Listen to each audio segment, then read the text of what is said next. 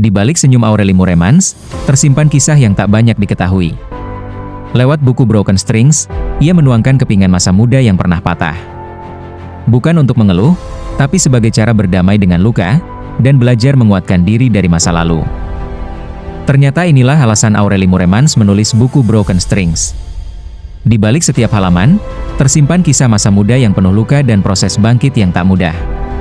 Cerita yang dituliskan Aurel ini pun sukses membuat warganet ramai-ramai bersimpati, bahkan mengaku sangat tersentuh dengan kejujuran dan keteguhan hati. Aku nulis buku ini karena awalnya aku ke hipnoterapis dan aku cerita sama dia bahwa kejadian ini kan udah 16 tahun yang lalu ya, tapi traumanya tetap ada. Dan aku cerita ke terapis aku bahwa kalau aku sedih tuh kadang-kadang aku suka mukulin diri sendiri. Dan aku ngerasa aku deserve it. Ya, memang udah jelas kan ada sesuatu yang belum selesai gitu di hati aku. Karena deep down aku tahu aku nggak deserve dikasarin, tapi ada something wrong lah. Akhirnya terapis aku suruh aku nulis diary aja gitu. Dan pas aku nulis, aku baru sadar kayak iya ya, ternyata aku seumuran abuser aku zaman dulu. Dari aku kecil tuh aku pengen banget ada di umur aku sekarang 32, karena ya abuser aku waktu itu umurnya seaku sekarang dan aku masih kecil. Kenapa? Karena aku tuh pengen banget bisa mengerti kenapa dia bisa begitu sama aku.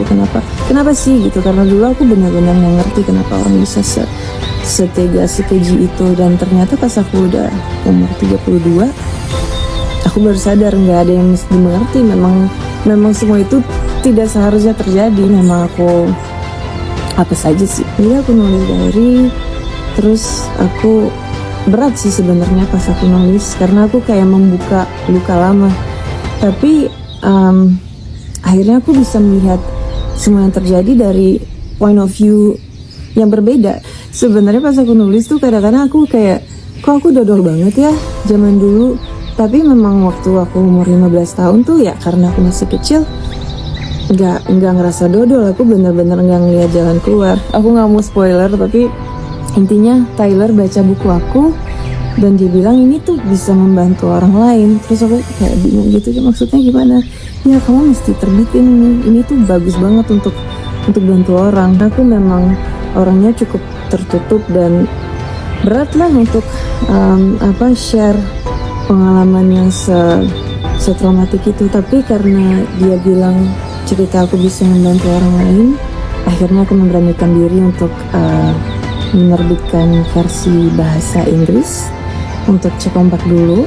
Dan ternyata responnya tuh luar biasa banget, sampai ada banyak orang Indonesia yang Inggrisnya tuh nggak lancar, tapi mereka pakai Google Translate hanya untuk membaca buku aku.